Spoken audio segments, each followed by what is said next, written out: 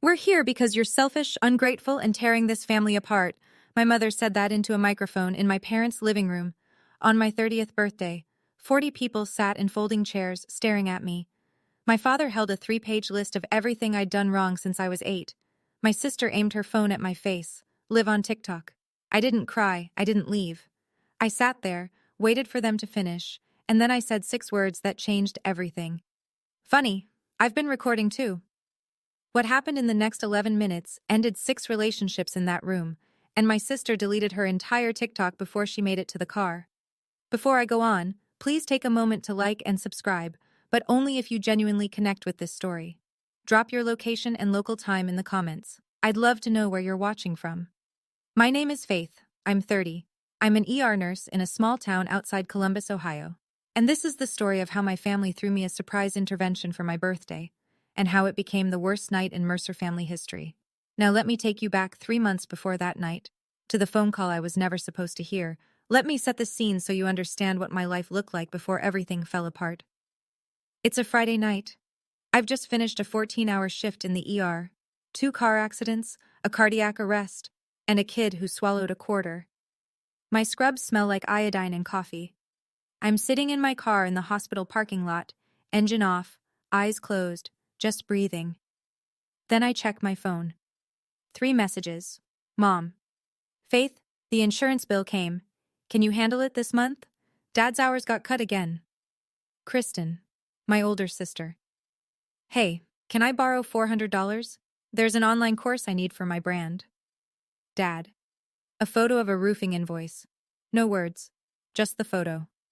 I pull up my banking app and do the math I do every month. Mortgage payment for my parents' house, $1,100. Mom's health insurance supplement, $340. Kristen's car payment, $280.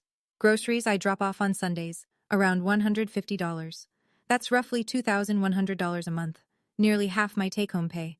My apartment has 1 bedroom, furniture from IKEA, and a refrigerator with 2 meal prep containers and a half-empty bottle of hot sauce.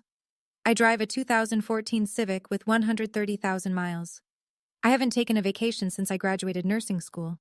8 years. Not one. And here's the thing. I never complained. Not once. I'd grown up watching my grandmother Ruth stretch every dollar. And she taught me that family takes care of family. So I took care of them. I just didn't realize the difference between taking care of someone and being taken from. But I was about to find out. Because the money I'd been sending? Not all of it was going where I thought. Sunday dinner at my parents' house. Every week, same routine. I show up at 4, help Mom prep, set the table, wash whatever's in the sink from the night before. By the time everyone sits down, I've already been working for an hour. This particular Sunday, Mom is glowing. She's telling Dad about Kristen's TikTok account. She's building a personal brand, Gary, life coaching. She already has almost 2,000 followers. Dad nods like Kristen just got into Harvard. I wait for a pause. I got promoted last week, I say. Charge nurse, it's a leadership position. Mom reaches for the bread basket. That's nice, honey. Can you grab the salad from the fridge? Kristen arrives 45 minutes late. She's carrying a bottle of wine. Not expensive, but the gesture earns her a hug from Mom at the door. I've been here since 4. Nobody hugged me. She sits down across from me, tossing her hair back, and I notice her earrings. Small pearls, vintage setting. I've seen that setting before. Those are pretty, I say. They look like Grandma Ruth's. Kristen shrugs. Aunt Jeanette gave them to me, said Grandma didn't want them anymore. I glance at Mom. She's suddenly very interested in her mashed potatoes. Grandma Ruth wears her pearls every time I visit. Every single time. She didn't give those away. But nobody at the table wants to talk about it, so I let it go. That's what I did. I let things go. I let the comments go, the favoritism go, the silence where gratitude should have been. I was good at letting things go. Until the night I couldn't. 3 months before my birthday, a Tuesday evening, I stop by my parents' house to pick up a jacket I'd left the Sunday before. The back door is unlocked. It always is. I step inside. The kitchen light is on. I hear voices. Mom and Kristen around the corner. I almost call out. Almost. Then I hear my name. We do it on her birthday, Mom says. Everyone's already coming. We sit her down and we tell her the truth. She's selfish, she controls us with money, and we're done walking on eggshells around her. My hand freezes on the doorframe. Kristen laughs. I'll film the whole thing. This is exactly the kind of content my page needs. Raw, real family stuff. Kristen hesitates. What if she stops paying? Mom laughs. Short, confident, the way you laugh at a child who threatens to run away from home. She won't. She's been paying for 8 years.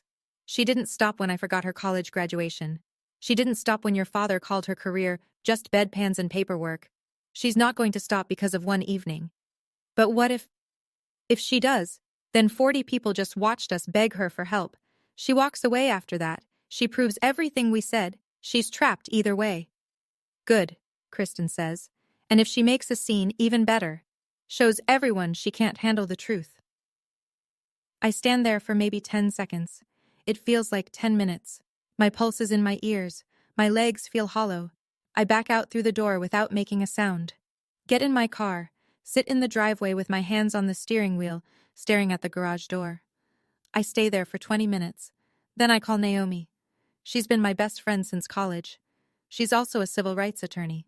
I tell her everything, word for word. She listens, doesn't interrupt. When I'm done, she asks one question. Do you still have that voice recorder app from the malpractice scare last year? I do. I'd installed it when a patient's family threatened to sue the hospital. Naomi had recommended it. Keep it, she says, and start using it. I didn't plan revenge that night. I planned survival. I just didn't know yet how much I'd need it. Over the next few days, I do what I do best. I make a list, not of emotions, of consequences. If the intervention happens, and I just sit there and take it, 40 people walk out of that room believing I'm the selfish daughter who tears her family apart. 40 people in a town where everyone knows everyone. 3 of those people work at my hospital. Mom invited them. I find that out through Naomi, who screenshots a Facebook message from a mutual friend. Mom wrote to Marcus, my direct supervisor, Carla from the ER, and Dr. Pham. She told them it was a surprise birthday gathering and that she'd love for Faith's work friends to show support. Show support. That's what she called it. If Marcus watches my mother publicly dissect my character, every interaction I have with him after that is filtered through. Her own family thinks she's a problem. In a small hospital, reputation is currency, and my mother is about to bankrupt mine. If I fight back at the intervention, if I argue, if I raise my voice, I become the proof. See, this is exactly what we're talking about. If I don't show up at all, Mom tells everyone, she didn't even come. That's how selfish she is. 3 doors, all of them traps. I explain this to Naomi over coffee, my hands wrapped around a mug I'm not drinking. She stirs her latte and says, they set the stage. You didn't choose the audience, but you can choose what gets performed. What does that mean? It means you need a 4th door. I stare at her. She stares back. And that's when the plan stopped being about survival and started being about truth. Here's something most people don't know about Ohio. It's a one-party consent state. That means if I'm part of a conversation, or even just present in the room, I can legally record it. Naomi confirmed it twice, so I start recording. Not with a hidden camera, not with anything dramatic, just an app on my phone. I open it before I walk through my parents' door every Sunday, and I close it when I leave. Simple as that. The first week, nothing. Mom talks about a church bake sale. Dad watches football. Kristen doesn't show up. The second week, I'm standing at the kitchen sink after dinner, rinsing plates, when I hear Dad's voice from the garage. The door is cracked. He's on the phone. His voice is different, softer, lighter, like a teenager talking to his first girlfriend. Yeah, Linda. Tuesday works. Diane's got Bible study. I'll tell her I'm picking up parts at the store. A woman's voice on the other end, a laugh, warm, familiar with him. She doesn't suspect anything, Dad says. 22 years and she still thinks I go bowling on Tuesdays. I grip the edge of the sink so hard my knuckles go white. A plate slips, clinks against the basin. I catch it. Dad doesn't hear. He's still laughing. I finish the dishes.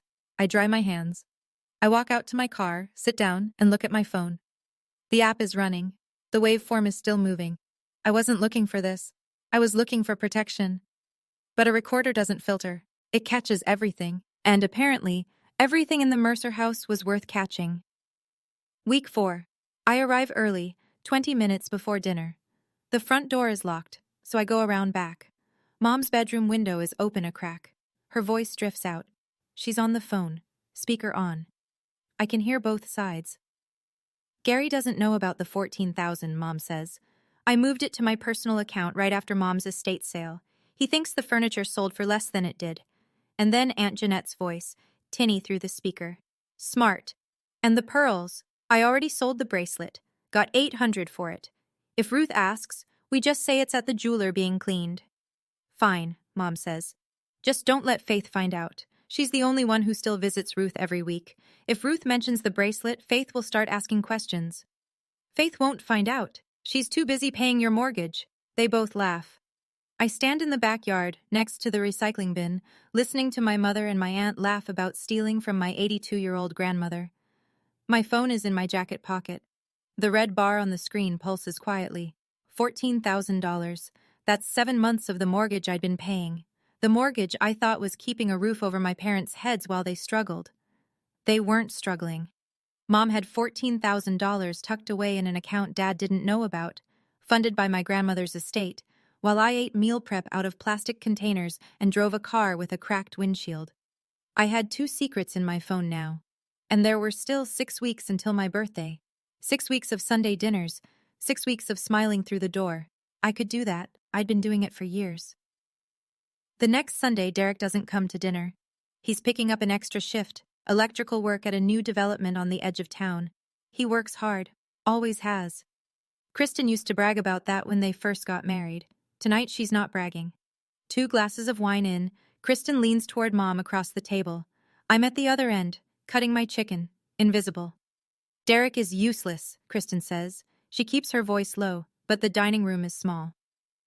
Can't fix the sink, can't get a promotion. I married a man who peaks at 35. Mom doesn't flinch. You could have done better. I wish I never said yes at that altar. Kristen drains her glass. I keep thinking, if I hadn't gotten pregnant that first year, I would have walked. Mom pats her hand. You still have time. Dad's in the living room. Doesn't hear. Doesn't care. I say nothing. I eat my chicken. My phone sits in my lap, recording every word. 40 minutes later, we're clearing plates. Kristen steps into the hallway, phone to her ear. I hear her voice shift. Honey sweet, warm. Miss you, babe. Save me some leftovers, okay? You're the best thing in my life. She hangs up, walks back to the kitchen, pours a 3rd glass. I look at this woman, my sister, who just called her husband useless, who wished she'd never married him, who 10 minutes later told him he was the best thing in her life. And I think about Derek, at a job site right now, running wire through drywall because he wants to provide for the woman who despises him behind his back. Every person in this family wears a mask. I was the only one who didn't. Not anymore. 2 weeks before my birthday, Naomi sends me a screenshot. It's a Facebook message from my mother to a woman named Peggy. Peggy, who happens to be friends with Carla from my ER. Mom has asked Peggy to pass along the invite to my work friends. The message reads, We'd love for Faith's work friends to be there. It's a special evening. We want the people who matter most to her to show their support. I stare at that phrase, show their support. Then Naomi sends a second screenshot. Mom messaged Marcus directly. Marcus, my supervisor. The man who signs off on my schedule, my evaluations, my future at that hospital. Marcus, you've known Faith for years. I think it would mean the world to her if you came. My hands are shaking. This is the first time in this entire process my hands shake. I call Naomi. My voice cracks once, and then I steady it. She invited Marcus, and Carla, and Dr. Pham. Silence on the line. That changes things, Naomi says. That's my career, Naomi. If Marcus sits in that living room and watches my mother call me selfish and ungrateful, if he sees my father reading a list of my sins like I'm on trial, he'll never see me the same way. Nobody will. Then we don't just survive the night, Naomi says. We make sure the truth is louder than their script. I close my eyes, take a breath, the kind I take before a code blue. Deep, deliberate, separating the panic from the protocol. My mother weaponized my birthday, my living room, and my workplace, all in one invitation. She thought she'd covered every angle. She didn't know about the 4th door. Naomi and I sit in her car outside a coffee shop 10 days before my birthday. Engine off, Rain on the windshield. Ground rules, Naomi says. She counts on her fingers. 1. You walk in like it's a normal party. You smile. You greet people. You don't signal anything. Okay. 2. When they start, you let them talk. All the way through. Don't interrupt. Fine. 3. When they finish, you ask to speak privately. One time. Calmly. Clearly. Can we discuss this in private? Just the family? And if they say no? That's rule 4. If they refuse to stop, if they insist on doing this in front of 40 people, then the recordings play. Their choice. Their stage. Your truth. I nod. Ohio is one-party consent, she says for the 3rd time. You were present for every conversation you recorded. It's legal. The consequences are social, not criminal. Nobody goes to jail, but nobody hides either. I look down at my phone. 4 files in a folder I've labeled insurance. Not because I'm being clever, because that's what they are. File 1, Dad and Linda. File 2, Mom and Aunt Jeanette, the money and the jewelry. File 3, Kristen on Derek. File 4, Mom and Kristen planning the intervention. I back them up to cloud storage, send copies to Naomi's email. One more thing, Naomi says. She reaches into the back seat and sets a small Bluetooth speaker on the console, black, the size of a soda can. Your phone speaker won't cut it for 40 people. I pick it up. It's light. It doesn't look like much. You don't have to yell, she says. You just have to press play. I hope I won't need it. But I've stopped hoping for much when it comes to my family. Saturday morning, one day before my birthday. I drive 40 minutes to Maple Ridge, the assisted living facility where Grandma Ruth lives. Her room smells like lavender lotion and old books. She's sitting by the window in her wheelchair, working a crossword puzzle with a pen. Not pencil. Pen. That's Grandma Ruth. There's my Saturday girl, she says when I walk in. I pull up a chair. We do what we always do. She tells me stories about Grandpa Earl. I bring her butterscotch candies. We watch 15 minutes of Wheel of Fortune together even though it's a rerun. So, she says during a commercial, big birthday tomorrow. Your mother planning something? She is. Good. She adjusts her reading glasses. I hope she's being kind about it. I don't answer. Grandma reaches over and takes my hand. Her skin is thin as paper, but her grip is firm. Your grandfather always said the Mercer women are loud, but the strong ones are quiet. I squeeze back. Then she asks about the jewelry, casually, the way she asks about everything, like she already knows the answer but wants to see if you'll tell the truth. Jeanette was supposed to bring my bracelet last month, Pearl 1, with a clasp. Haven't seen it. I swallow hard. I know that bracelet was sold for $800. I know because I heard my aunt say it out loud while my mother laughed. I'm sure it'll turn up, Grandma. She studies my face, doesn't push. When I leave, she sends me a text message. She just learned how to use the phone I bought her last Christmas. The message is full of typos. It reads, "Whatever they do tonight, remember who raised you on Saturdays. I am proud of you, always." I sit in my car and read it 3 times. Saturday evening. Naomi comes over to my apartment with takeout and the Bluetooth speaker. We eat pad thai on my couch, the one piece of furniture I actually like, and she walks me through the logistics one more time. Speaker connects to your phone in 3 seconds, she says, holding it up. I tested it at my office. Clear audio from across the room. I'll keep it in my purse with the top unzipped. Where will you sit? Back row, close to the door. If things go sideways, I'm right there. I pick up the speaker. It's so small, a little cylinder of black plastic. Tomorrow night, it might be the loudest thing in the room. If I don't use it, I say, we go home, we eat cake, and I spend my 30s in therapy. Naomi doesn't laugh. And if you do use it? Then at least the right people are embarrassed for once. She pauses, chopsticks midair. Faith, I need you to hear this. Once you press play, you can't unring that bell. Your dad's affair, your mom's money, Kristen and Derek, all of it, out in the open, in front of everyone. There's no version of tomorrow night where things go back to normal. Naomi. Normal is me paying their mortgage while they plan a public humiliation. Normal is my sister calling her husband useless and then filming my intervention for content. Normal was never good. She nods, slowly. We sit in silence for a minute. The apartment is quiet. My phone is on the table. 4 audio files lined up in a row, each one a door that only opens from one side. Try to sleep, she says on her way out. I don't, not because I'm scared, because I'm done rehearsing what I'll say when they finally stop talking. 2 a.m., I'm sitting on my bed with the lights off, earbuds in, listening to the recordings one last time. File 1. Dad's voice, loose and careless. Tuesday works, Linda. Diane's got Bible study. His laugh. A laugh I never hear at the dinner table. File 2. Mom and Jeanette. Gary doesn't know about the 14,000. And then Jeanette, smooth as syrup. I already sold the bracelet, got 800. File 3. Kristen, wine brave and bitter. Derek's useless. I wish I never said yes at that altar. Then 40 minutes later, sweet as Sunday morning. You're the best thing in my life, babe. File 4. The one that started all of this. Mom's voice, calm and organized, the way she sounds when she's planning a church fundraiser. We do it on her birthday. We tell her she's selfish. If she cries, even better. I pull out my earbuds. The apartment is silent. The streetlight outside throws a bar of orange across the ceiling. My family is building a courtroom in their living room tomorrow. They've written the charges, invited the witnesses, rehearsed the testimony. They've even hired a camera crew, my own sister, live streaming my trial for strangers on the internet.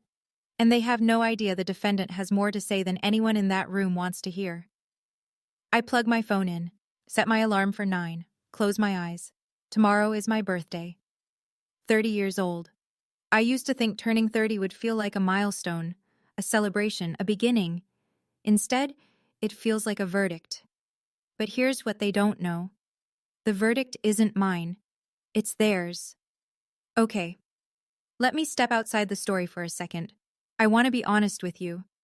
The night before, I almost didn't go. I almost packed a bag and drove to Naomi's apartment and spent my birthday eating ice cream and pretending none of it was happening. But here's what stopped me. If I don't show up, they tell the story without me. 40 people hear their version, and I become the villain who couldn't even face her own family.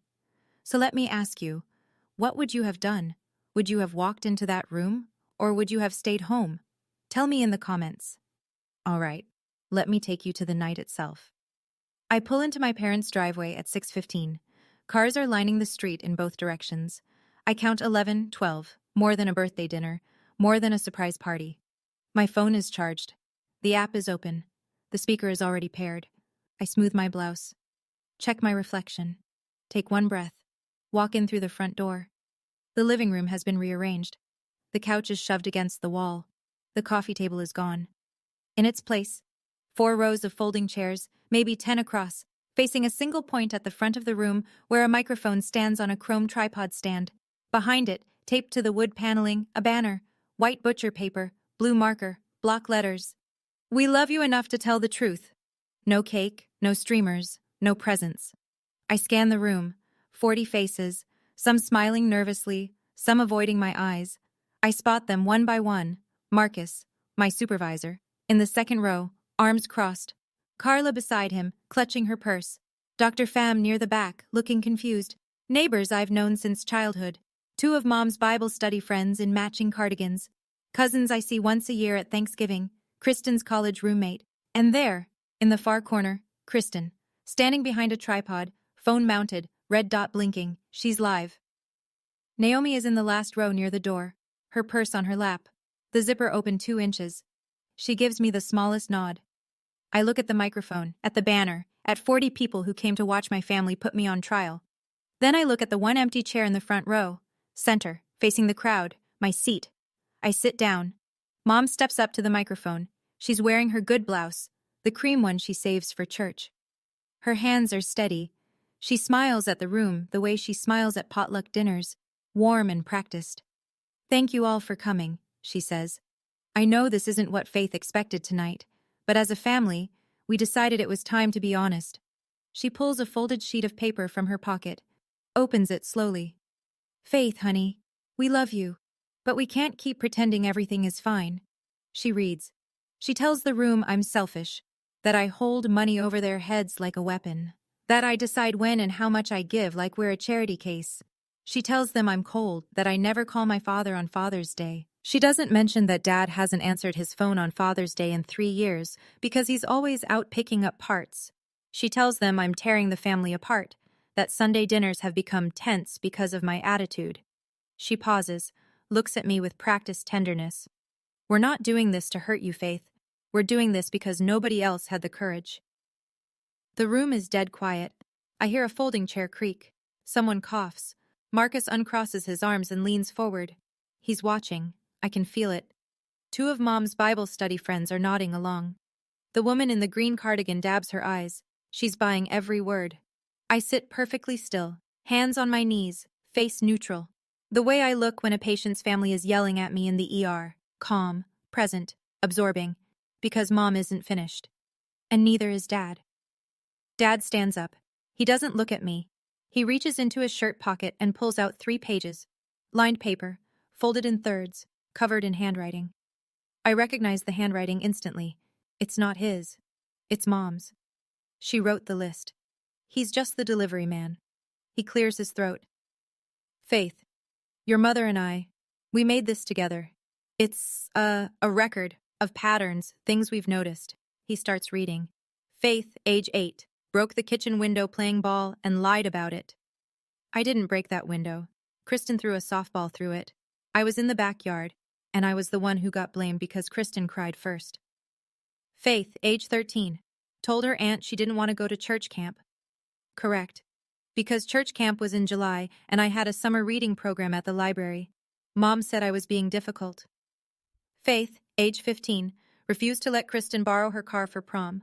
I was 15. I didn't have a car. Kristen wanted Mom's car. Mom said no. I got blamed. Faith, age 22, moved out without asking permission. 22, moved out. Without asking permission. He reads for 7 minutes. 7 minutes of childhood scraped off a bone, held up under a fluorescent light in front of 40 people. Nobody interrupts. A few people shift in their seats. Carla has her hand over her mouth. Derek, Kristen's husband, is staring at his shoes. Dad folds the pages, looks up for the first time. We raised you better than this, Faith. He sits down. The room waits. I wait. I let 10 seconds pass in silence. Let it settle. Let every single person in that room feel the weight of what just happened. Then I stand. The chair scrapes behind me as I rise. Every head turns. Mom. Dad. My voice is level, steady, calm. I hear you. I appreciate that you feel strongly. Can we talk about this privately? Just the 4 of us? Mom shakes her head before I finish the sentence. No, this is exactly why we're doing it here. Because privately, you shut us down. These people are witnesses. Witnesses, I repeat. Sit down, Faith, Dad says. From the corner, Kristen's voice. Just let them finish. This is good for you. She adjusts her phone on the tripod. The red dot blinks steadily. Still live. I look around the room one more time, slowly. Marcus is typing something on his phone. I wonder if it's a note. A text to HR. A message to a colleague. You won't believe what I'm watching right now. The woman in the green cardigan is nodding again.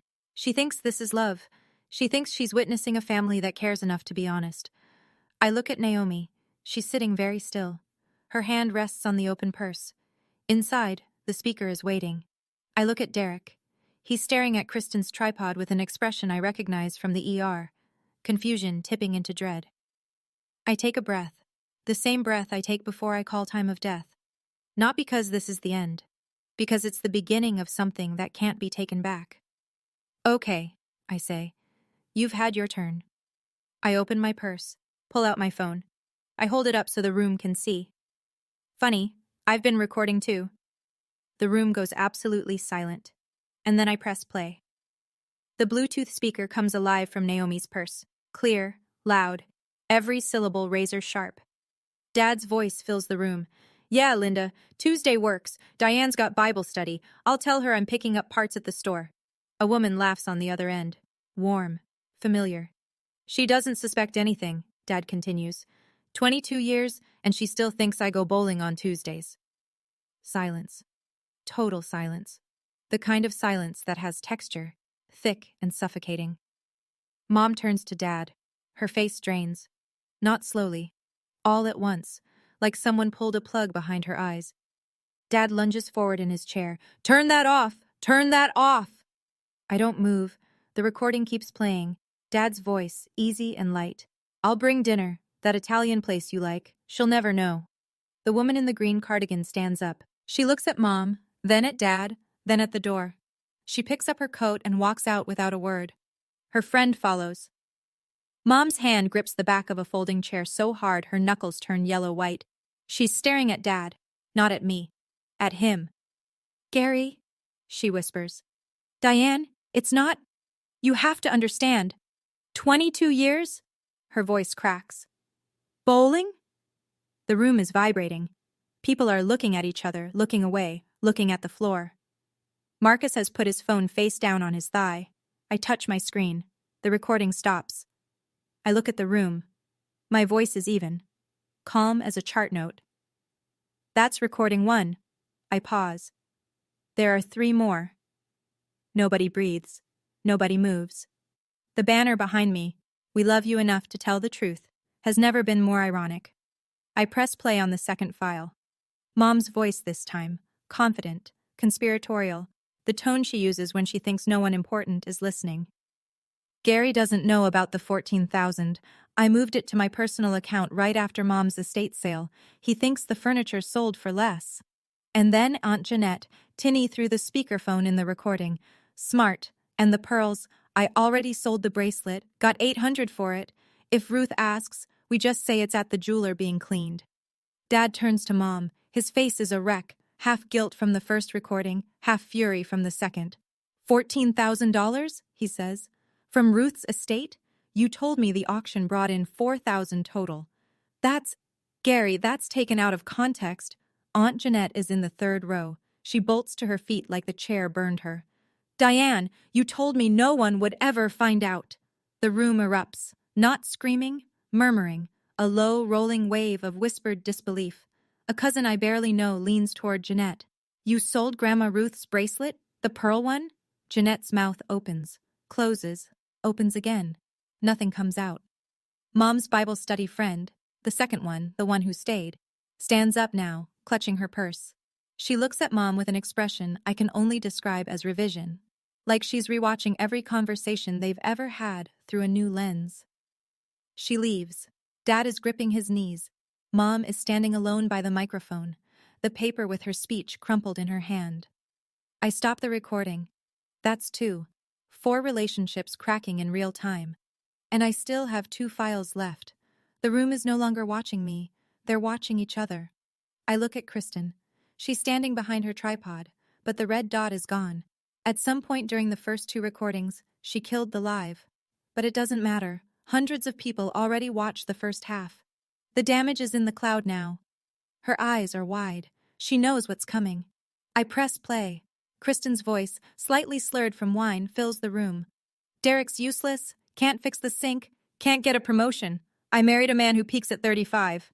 Mom's voice in response. You could have done better. Kristen again.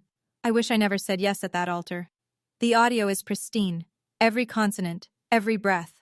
Derek is in the 2nd row. He was sitting with his hands clasped between his knees, confused and quiet through everything before this. Now he goes still. A different kind of still. Not shocked still. Recognition still. Like a sound he always suspected but never heard clearly just came through in high definition. He stands, slowly. Doesn't look at me. Doesn't look at Mom or Dad or Jeanette. He looks at Kristen. She sees him. Her face collapses. Derek, wait. That's not what I didn't mean it like... He says nothing. Not a single word. He holds her gaze for 3 seconds. I count them. And then he walks down the center aisle between the folding chairs and out the front door. He doesn't slam it. He just closes it. A soft click that somehow sounds louder than anything else tonight. Kristen lunges at the tripod, grabs her phone. I watch her tap frantically, deleting the app, deleting the stream, deleting the evidence of a night she created. She's crying now. Nobody moves to comfort her. The last file. I almost don't play it. The room is already shattered. But this one isn't about secrets. This one is about me. About tonight. About the fact that none of this was ever an intervention. It was a performance, scripted by my mother, starring my father, produced by my sister, with 40 unwitting extras and folding chairs. I press play. Mom's voice, 3 months ago, in the kitchen I grew up in. We do it on her birthday. We sit her down, tell her she's selfish. If she cries, even better, shows everyone she can't handle the truth. Kristen. I'll film the whole thing. My page needs content like this. Raw, real family moments. Mom. And if she threatens to stop paying the mortgage, we tell everyone she's abandoning her family. She won't risk that. The recording ends. I let the silence hold. 40 people now know the truth. Not my mother's version of it. Not the banner version. Not the 3-page list version. The actual truth. Marcus picks up his phone from his thigh. He puts it in his pocket. Slowly. Deliberately. I can see it in his face.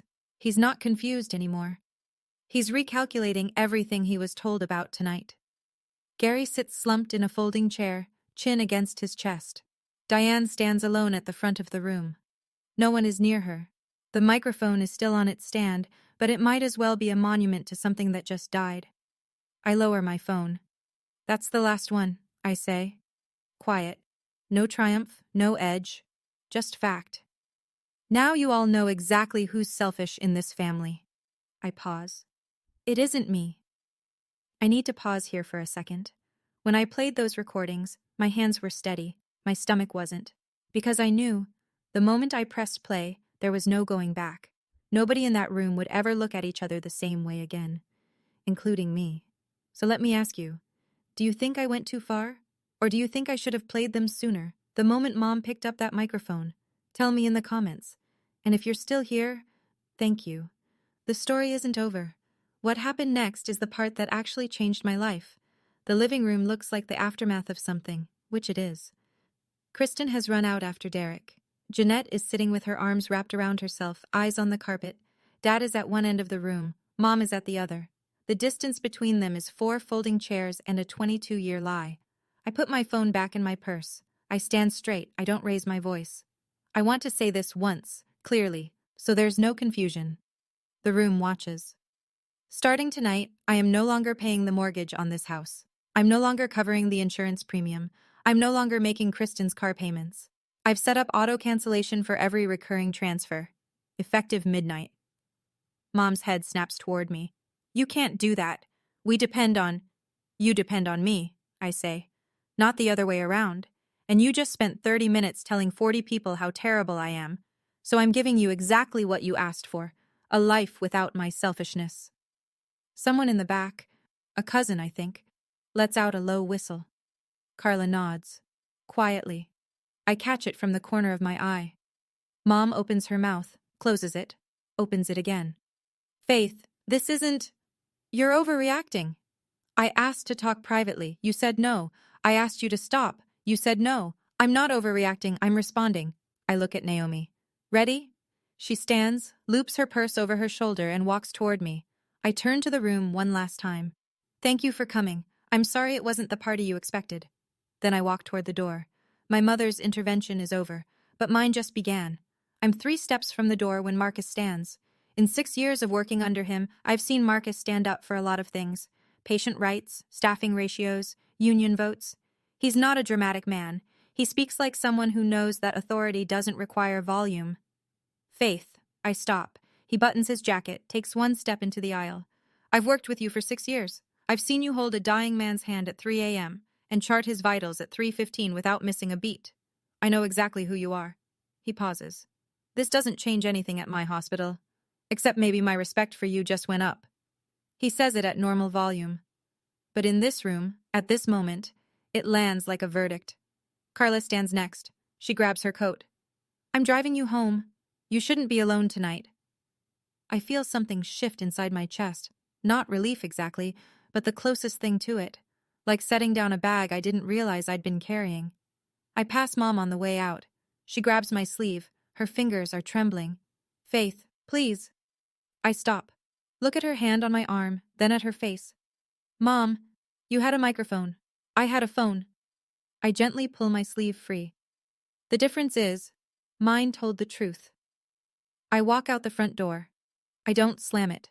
I close it the same way Derek did, gently, with a click. On the porch, I check my phone. A text from Grandma Ruth sent 2 hours ago. She goes to bed early. Happy birthday, my girl. You are the best of us.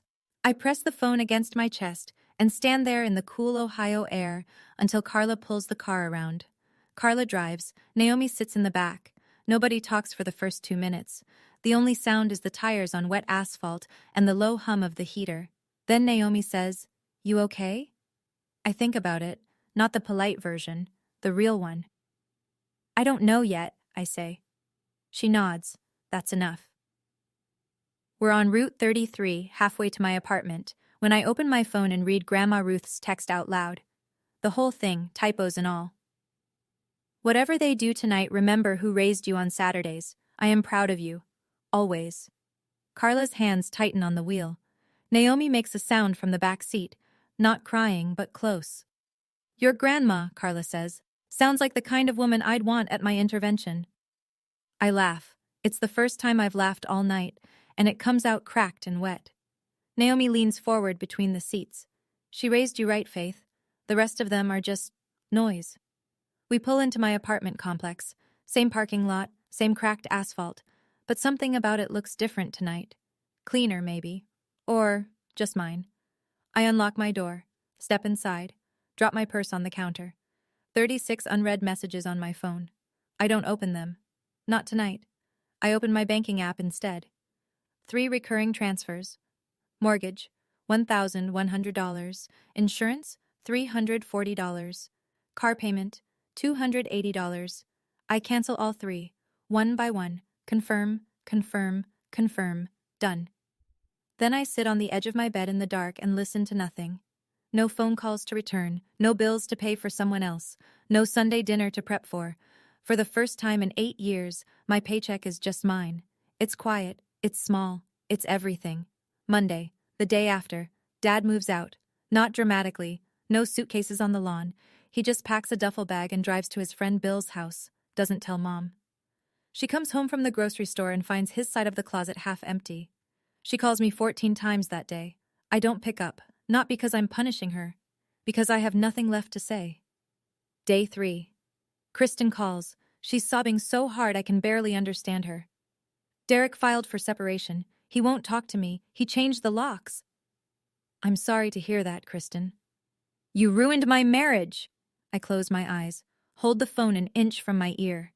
"You ruined your marriage in that kitchen 6 weeks ago. I just pressed play." She hangs up. Day 5. I get a call from a cousin I haven't spoken to in years. He tells me he called Grandma Ruth to check on the bracelet. Ruth said, "My bracelet." She told me it was at the jeweler for cleaning. That was 4 months ago. He confronted Jeanette. She admitted she sold it. He told the rest of the family. Jeanette's phone has been silent ever since. Ruth asked me to stop by Saturday. "I want to hear this from you," she said.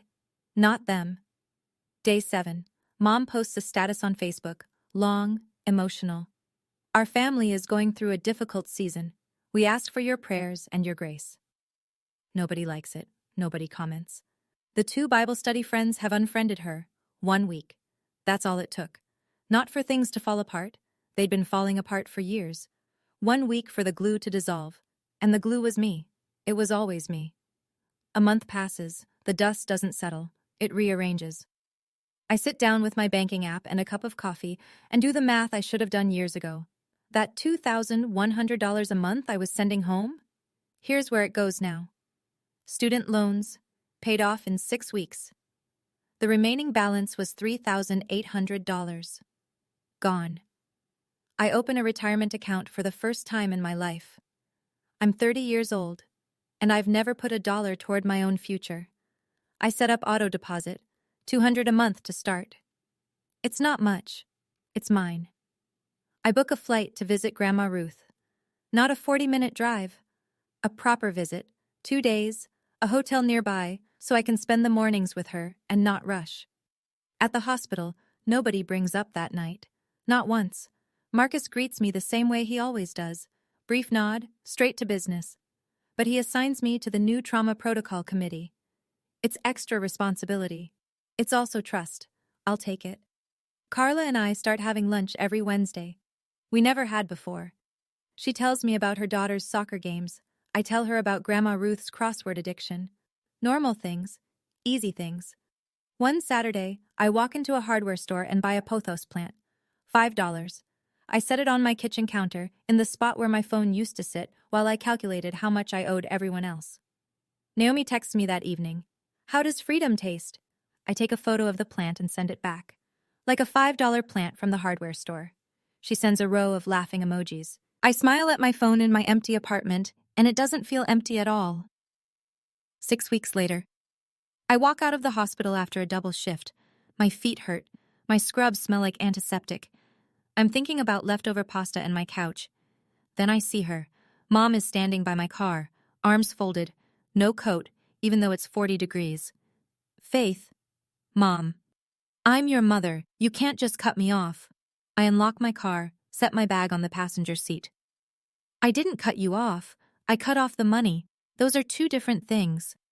We need to talk. Then talk. She straightens, lifts her chin. I did what I thought was right. That intervention, it came from love, Faith, even if you can't see it. I lean against my car. I'm tired. Not the kind of tired that sleep fixes. Mom, you wrote Dad's script. You invited my boss. You told Kristen to live stream it. You planned it for my birthday so I couldn't say no without looking ungrateful. I pause. That's not love. That's a production. Her jaw tightens. So what do you want from me? An apology. A real one. Not a Facebook post. I'm not going to apologize for caring about my daughter. Then we're done here. For now. I open my car door. She doesn't move. Mom, I love you, but I won't let you treat me like an ATM and then call me selfish for having a limit. When you're ready to talk, really talk, you have my number. I get in, start the engine, pull out of the lot. In the rearview mirror, she's standing where I left her, getting smaller. I cry on the drive home, first time since that night, not from regret, from loss. Loving someone and accepting their abuse are two different things. I chose love. I just stopped accepting the rest. So let me tell you where everyone ended up. Dad and Mom separated officially. Dad's living in a one-bedroom apartment near the hardware store on 5th. He called Linda after the party, the woman from the recordings. She didn't pick up. Turns out Linda has a husband, 2 kids, and a mortgage of her own. Dad was her Tuesday distraction. Nothing more. He lost his wife and his fantasy in the same night. Kristen and Derek finalized the divorce 3 months later. Derek kept the house. His name was on the mortgage, his payments, his credit. Kristen moved back in with Mom. 2 women in a 3-bedroom house with nothing to say to each other. She deleted her TikTok permanently. All the raw, real family content, gone. Jeanette tried to avoid the bracelet situation. She couldn't. Grandma Ruth called her directly. I was there for that conversation, sitting in Ruth's room at Maple Ridge, and told her, I want the money or the bracelet, pick one. Jeanette doesn't have either. She spent the $800. The family barely speaks to her now. Mom still calls me. Not every day, not every week. Sometimes she texts, thinking of you. Sometimes I respond. Sometimes I don't. There's no schedule, no obligation, no autopay. And me? I'm 31 now. I still work at the hospital. I still drive the Civic, though I fix the windshield. I still visit Grandma Ruth every Saturday. I still eat meal prep. But the containers are better now. Glass, not plastic.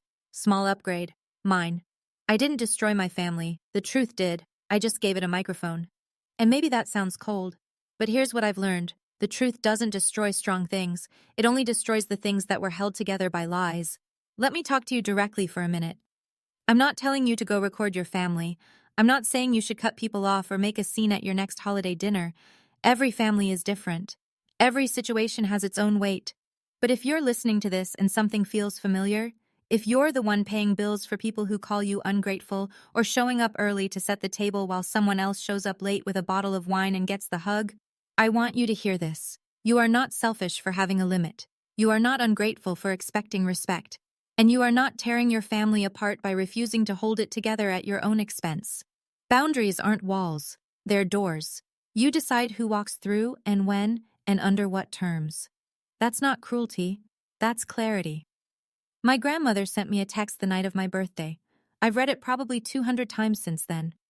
Whatever they do tonight, remember who raised you on Saturdays. She raised me on Saturdays because my parents were too busy, too distracted, too focused on everything that wasn't me. She taught me how to do a crossword in pen. She taught me that strength doesn't have to be loud. She taught me that loving someone doesn't mean you let them bleed you dry and then blame you for the stain. I used to think standing up for yourself meant shouting, slamming doors, making a scene. It doesn't. Sometimes it means sitting quietly in a folding chair while 40 people stare at you and waiting, patiently, calmly, for your turn to speak. And when your turn comes, you don't yell, you just press play. Last week was my 31st birthday. Naomi came over. Carla brought her daughter. 2 friends from the hospital. 1 neighbor who always says hi in the hallway and finally got a proper invitation. 6 people. My apartment. A cake from the bakery on Maple Street. Lemon with cream cheese frosting, because that's what Grandma Ruth always ordered for my birthdays when I was little. The candles were crooked. Nobody fixed them. Nobody read a list of my faults. Nobody set up a microphone. Nobody pointed a camera at my face. Grandma Ruth called on FaceTime. She sang happy birthday, off-key and off-rhythm, and everyone in the room sang along, and it was the most beautiful mess I've ever heard. I blew out the candles. Naomi cheered. Carla's daughter asked if she could have the corner piece with extra frosting. I said yes. 1 year ago, 40 people sat in my parents' living room to tell me who I was. This year, 5 people sat in my apartment, and nobody needed to say a thing, because they already knew. I washed the dishes after everyone left, stood at the sink, warm water, quiet apartment, plant on the counter. The same counter where I used to calculate transfers. My name is Faith Mercer. I'm 31 years old. I'm an ER nurse in a small town in Ohio. I pay my own rent, my own bills, my own way. And for the first time in a very long time, I like the woman blowing out those candles. The best birthday gift I ever gave myself was the truth. The second best was silence. And the third, the one I'm still unwrapping, is the sound of my own life, finally, with nobody else's noise in it. If you made it all the way here, thank you, genuinely. This story wasn't easy to tell, and I know it wasn't easy to hear, but if you've ever had to set a boundary with someone you love, if you've ever had to choose between keeping the peace and keeping yourself, you're not alone. I'd love to hear from you. What's the hardest boundary you've ever had to set? Tell me in the comments. And if you want to hear another story that might hit even harder, there's one linked in the description. Click it, like, subscribe, and I'll see you in the next one.